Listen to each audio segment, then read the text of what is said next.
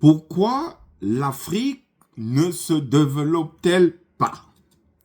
Je suis le docteur Robinson Tchabmeni de l'Institut québécois des affaires internationales. Dans la première vidéo, nous avons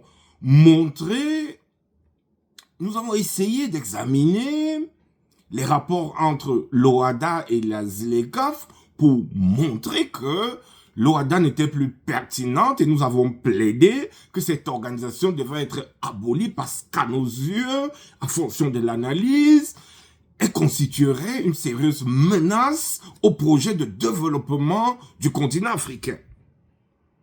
Et donc ce matin, dans cette vidéo, nous allons présenter et analyser un point de vue pertinent. Alors, c'est le point de vue de Maître Félix, on va l'appeler ainsi. Il est avocat au barreau du Rwanda. Voilà ce qu'il dit à la question de savoir pourquoi l'Afrique ne se développe pas. Je lis sa réaction. Ensuite, on la commente. Maître Félix affirme. On peut dire que ce sont les Occidentaux qui ne veulent pas que l'Afrique se développe. Depuis 1963, à la création de l'Organisation de l'Unité africaine, ils n'ont pas voulu que l'Afrique se libère, se développe et également se libérer. Même aujourd'hui, on dit que pendant les élections, il y a des tractations faites d'un côté par les Français et de l'autre côté par les Anglais pour influencer les élections et après influencer les décisions.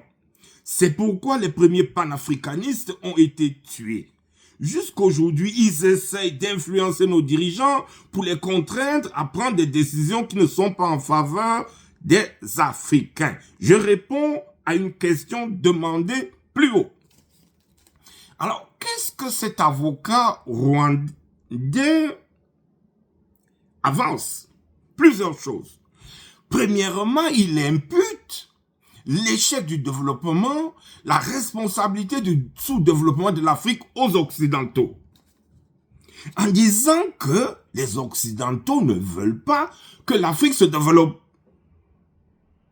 à travers tout genre de stratégies dont l'objectif est d'empêcher le développement de l'Afrique. Alors, il situe la manœuvre à la création en 1963 de l'OUA, l'Organisation de l'Unité africaine.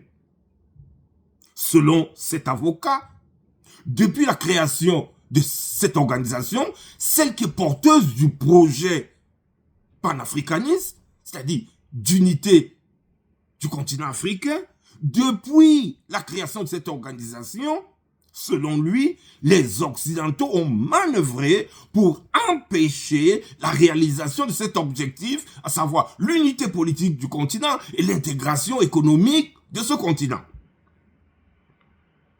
Pour cet avocat, se développer signifie également pour synonyme se libérer. Il prend l'exemple des élections qui sont téléguidées depuis, selon lui, Paris et Londres. Et il va en expliquant que les premiers panafricanistes, ceux qui ont lutté pour la cause panafricaine, que nous connaissons dans l'histoire, Patrice Emery Lumumba, Kwame Nkrumah, et les autres ont été tués. Et qu'à ce jour, les Occidentaux continuent à influencer les processus